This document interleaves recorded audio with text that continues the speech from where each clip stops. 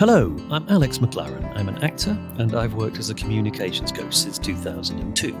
Now so much business is being conducted remotely, the ways in which we talk, present, build relationships and connect is changing.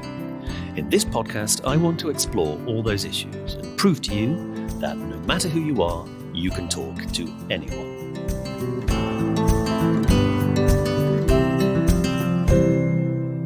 Hello and welcome to You Can Talk to Anyone, the podcast in which we open the bonnet on our communications engine. I'm Alex. I'm Deborah. And I'm Tom. And welcome to episode 1. And in episode 1, we're going to be talking about first impressions. This often comes up as a challenge for people in our work we do with people in companies. And one question I just want to ask you guys is, do you believe in love at first sight? Oh, I believe in lust at first sight, for sure. I definitely believe in chemistry at first sight.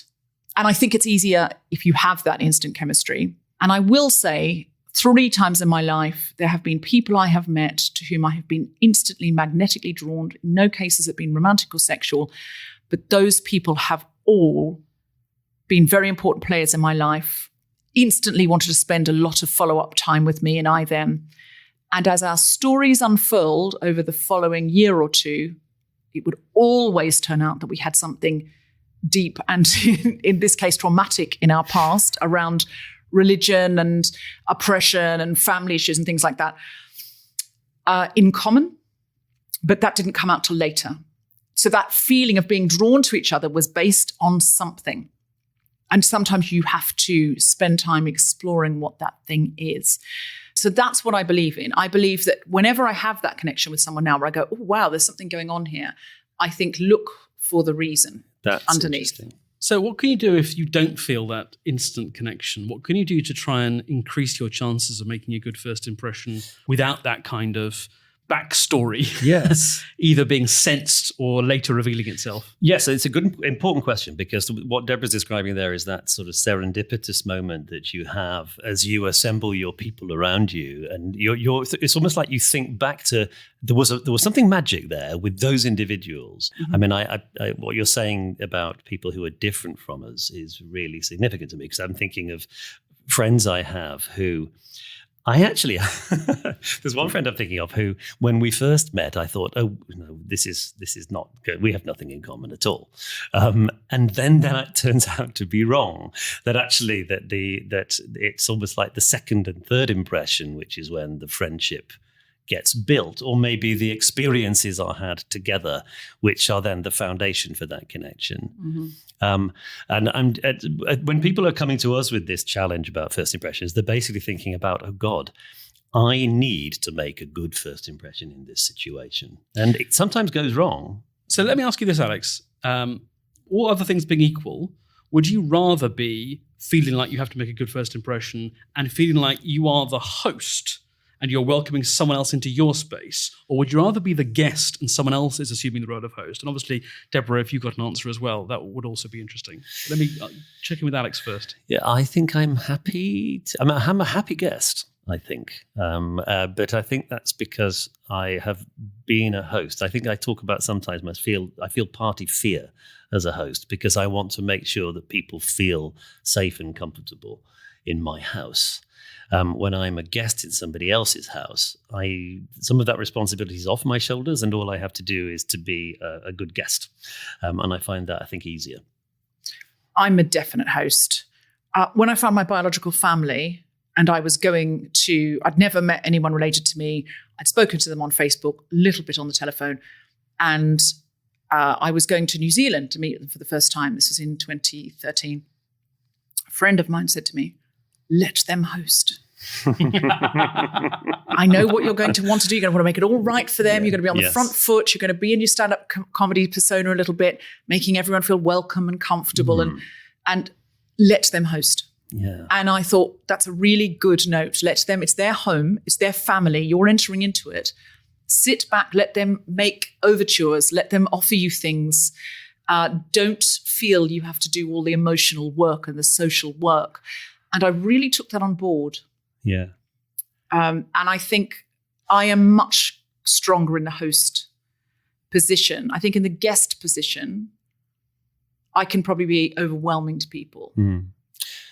It's so funny. I was thinking, what disaster stories could I tell about first impressions? And and this one which relates a little bit to what you're saying, Deborah. I was having this relationship once, and I'd heard a lot about her family, and she didn't particularly get on with it. It was quite a complicated family, and after a while, it became really necessary for me to meet them. And I can't quite remember the details, but we ended up going out for lunch, me and her mum and her mum's boyfriend. So it is a little bit like this family thing that you're describing here. Yeah, well, the stakes are incredibly high. And so obviously I felt under pressure in that I felt quite protective of my girlfriend at the time. But I also have these family members to please. I mean, it's such a really, really high stakes. Anyway, I messed it up. The bit I remember vividly is at the end was trying to pay and trying to buy lunch for these people. And I think it must have read as some kind of power grab for me to pay for lunch with people who are a generation ahead of me. Oh, that's a classic me move. Classic me move. And I knew as it was happening, I thought, oh no, I've really misstepped here. And I think I then had the experience of somebody telling me how rude and arrogant I was to my face. Oh, so you're pretty sure you didn't make a good first impression there. I'm pretty sure about that, yeah. And I think I want to tell this story purely because I think it's inevitable that we have screw-ups, okay, even in relatively functional social patterns, and because we have those experiences from which we learn, and not ones that we just go away and kind of like sort of beat ourselves up about for the rest of our lives. But the penny does drop. Okay, I think that was the problem in that situation. But it's these high stakes moments. I think that is part of our anxiety about first impressions. It's often, okay, my first day as a member of a new group. So your first day at school, I notice that often people want to transform themselves when they move into new situations. And so they feel they can make a different impression. People change their names when they go to university. One of the profoundly weird things about the pandemic has been people joining new jobs, new workforces, without being able to physically meet people. You know, when you start a new job, everyone says hello to you and you're shown to your desk and someone will say, do you want to come for lunch, or we're going for drinks after work, and you get all that stuff. So you start to be assimilated. You start to be able to bond with everybody. Can you imagine having to do that over Zoom? Well, it's just impossible. And in fact, I've had clients say to me in the last year during Zoom training sessions, oh, yes, I was recruited in the pandemic. I've done all of my work from my desk at home. But then last week I had my first day at work and I met these people whose faces I've seen. But it's different when you're there in person. Oh, gosh, you're tall is a thing that people are saying or hearing for the first time. Well, here's a question I have is the difference between making a first impression at a networking event where nobody really knows anyone, or there might be little pockets of people who know each other, and turning up as the new boyfriend or girlfriend of a really tight friendship circle where they've all got nicknames and you use one of the nicknames too soon. So what I would like to, I would sort of posit, what is this most like, this situation? Is it in some ways a bit easier because lots of people were recruited in that time? Yes. So that now you're going into a place that's a little bit more like a friendly bar where some people know each other, but it's not weird if you don't know anyone. And well, I've never met her either, as opposed to first day of school at a new school where everyone else is already in a tight gang. So there might be some advantages if you are merging into your new workspace as one of a few or many new recruits during the Zoom era, because you might have an opportunity to be more of an architect of the space, as opposed to I'm going into something that is absolutely dead set in concrete. We all have got those groups where that dynamic is absolutely set. And it's hard. And you're a different sort of person. I'm a different sort of person with my oldest girlfriends. When we go out for cocktails, I club up. I know everyone's going to be wearing something a bit fun, and I'll put on my fanciest pair of shoes. I'll tell different jokes. So is it possible that if you are now turning up into a space that actually was dismantled because of COVID, you get to be one of the architects? You get to redesign this space from scratch, but you do know people and you do know some things about them. and you have got a good working relationship with some of them, but now you need to make that 3D and in person. So you could, I think, use that opportunity to say, they say you never get a second chance to make a first impression. Have you heard that? Yeah, very much so. I think you do. I think you're absolutely right. I think, firstly, this question about having only one shot, I think, is really important, because I think one way to cope with the stress of the first impression pressure is to remember, no, you will see them again, and you have the opportunity to adjust and to alter the impression people have of you. It's quite interesting. The First Impressions was the name of the first draft of Jane Austen's famous novel Pride and Prejudice. Okay. Interesting. I also think about it in terms of modern publishing. We talk about the first impression of a book being the best printing of it, because later when they get those plates out and use it again, it will have worn it off. And so it feels like the first impression it's never going to be as good as that. It's never. So if you make a bad first impression, you're working down from a bad first impression, whereas actually that isn't what happens. You have opportunities to change it. I sometimes see people on competitive talent shows say this is my one chance, Simon. And when I hear that, I'm kind of going, well, I hope that isn't the only way you're thinking about this, because this is not the only talent show. They're bullied into saying that, Alex, because a friend of mine wouldn't say it, and they said, well, you're not right for this show. Well, this is it. Well, she was like, oh, this is a terrible message.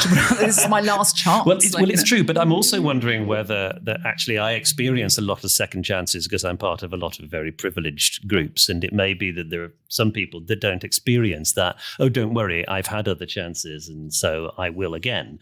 Maybe they haven't had enough of those opportunities, so that pressure is much more acute. And it comes back to something we've said to our clients for years, which is stop trying so hard.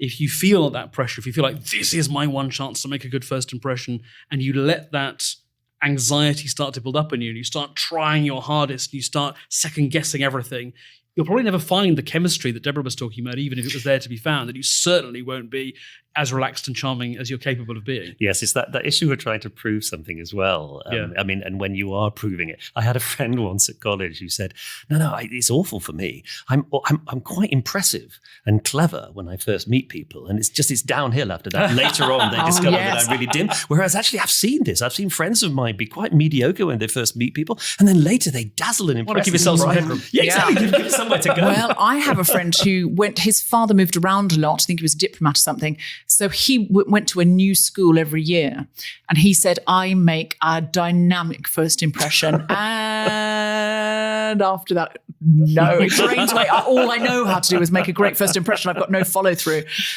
because I never hung around anywhere to figure out how to form long lasting friendships or, be valuable in year two. And so I think a lot of us have different skills in this set. And I think there'll be lots of people listening to this who go, yep, relate to that, can make a great first impression, and then find it quite awkward to follow up and say, let's have a lunch.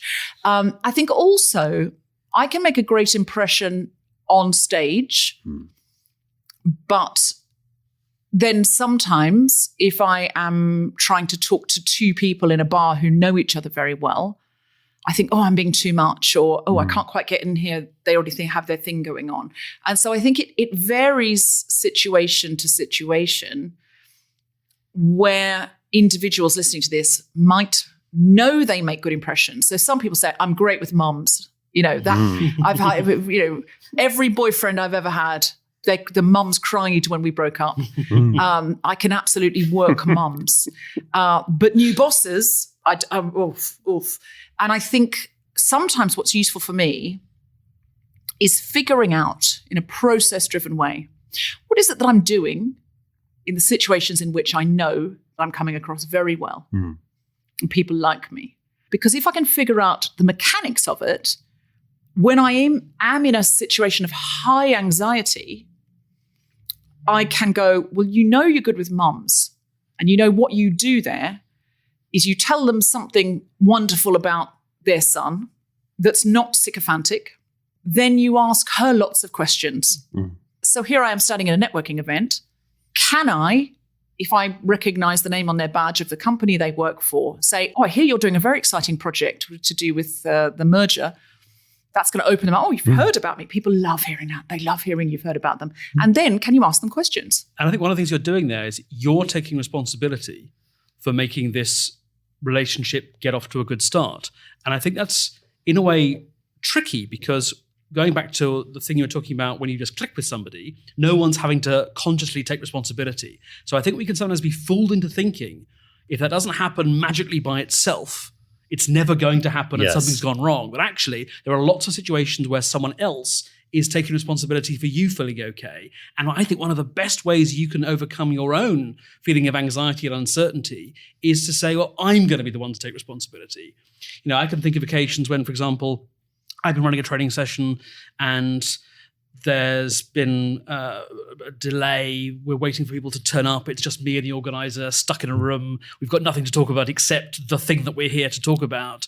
And he or she seems a bit ill at ease and doesn't quite know how to keep the conversation going. Now, to be absolutely candid, this is not my idea of a good time. Right? This is not a situation where I'm at my best, but I will do everything I can think of to keep the kind of chat going, to find something we can talk about, anything at all, make a joke, no matter how dumb, no matter how poor, any sort of attempted humor that might be grasped with both hands, because it's my job to keep this going. And not only if I succeed, will this person feel better, I will feel better because I've given myself a task. Yes, and I think that's significant because I'm also, when you're describing that situation, you're noticing somebody else's state. And that for me is really important. Tom, I really have noticed you get better at this. And I think that's encouraging for people who are listening, because I think when you said this is not my natural home, to be stuck in a room with some person who I'm meant to make a good impression on. And I think the way that you have done it is mostly you've changed your energy. I think the key to a lot of your charm now, which I think when we first got together, and listeners, if you don't know, Tom is the producer of the Guilty Feminist podcast, which is the podcast that I'm best known for, but also he's my husband. And I see you charm waiters now and charm, airline staff. And a lot of it is simply the energy in your voice. So you sound like there's this great intention. So it's the difference between somebody telling you something that's a sort of fact on a PowerPoint presentation and somebody telling you about that they've just discovered deep sea diving, and like, oh my God, you've got to go down. It's amazing. So think about the energy you have in your voice when you talk about something you care about, whether that be you're showing people pictures of your kids, your football club, your, a new band you've discovered, you just went on a yoga retreat, can't wait to tell your friend because they're really into yoga. If you facsimile that energy, you just bang that energy into any sentence, you will appear to be good at making first impressions and connections. It doesn't really matter much what you're saying, because that person will catch your energy and start to mirror your energy. And that's, I think, the trick that you have, I don't know, intuitively or consciously, I don't know which, you have developed that skill in the time I've known you. And I said to you once, we were at an airline counter, you really had fun with the person who was taking your case, and you were joking with them, and you gave them a really good time, and they were laughing, and you were very appreciative of what they were doing. And we walked away, and I said, you never would have done that years ago. You would have been quite curt in a way that I'm always trying to make people feel comfortable. And I would have thought, oh, why are you being curt? Why have you changed that? Do you remember what you said? I don't. You said to me, I just realized it actually takes me very little effort to make somebody else's day so much better. And that person, I'm a hero. Yeah, you're great, Tom. This is a fantastic story. But that I'm making a very good first impression on listeners if they don't already know me. Absolutely. But that took years, and it took maturity, and it took understanding. You weren't going to get anything out of that. You were just interested in making that person's day better. So you made a great impression on that person. But here's what's important about that. Sometimes I'm with somebody in the corporate world who's grumpy to the taxi driver, ignores the person who's held the door open for them, curt with the receptionist, and then walks into the networking event and goes, hello, it's wonderful to meet me. And I go, there's something off about your performance here. Haven't had any practice. Because actually you don't really care about how other people feel. You care about how the people see you only if they're important. So this is a win-win for you because you can practice this all the time while making every waiter's day more fun, making every service person feel more appreciated. And you will genuinely get better at it. Because in that same time, I've seen you be a lot better with clients as well, and other people that we work with. You go into a theatre and you're able to charm the technicians who to give you a little bit extra, or And I don't mean charm in a manipulative way. I mean genuinely put a good energy into the room, make them feel good, but also then have a better all-round experience for everybody.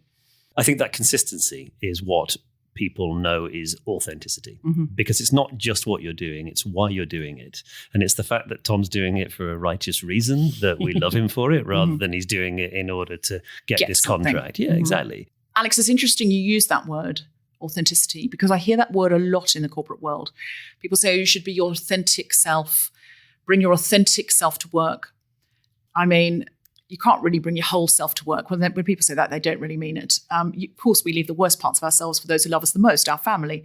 But I think what they mean is bring more of your best self to work and more of your fuller self to work. As far as authenticity goes, yes, great, but it can be a bit limiting. My authentic self likes to eat cake and lie down. That's who I am. That was who I was as a child. But my best self likes to eat fruit and do yoga. And I find if I just do the things my best self would do for 6 months, that becomes authentic. Because now, honestly, it is more authentic for me to move than it is for me to be sedentary. I cannot stay sedentary for longer than 2-3 days. I have to move. I have to exercise. So yes, be your authentic self, but know that your authentic self can evolve. Change your habits.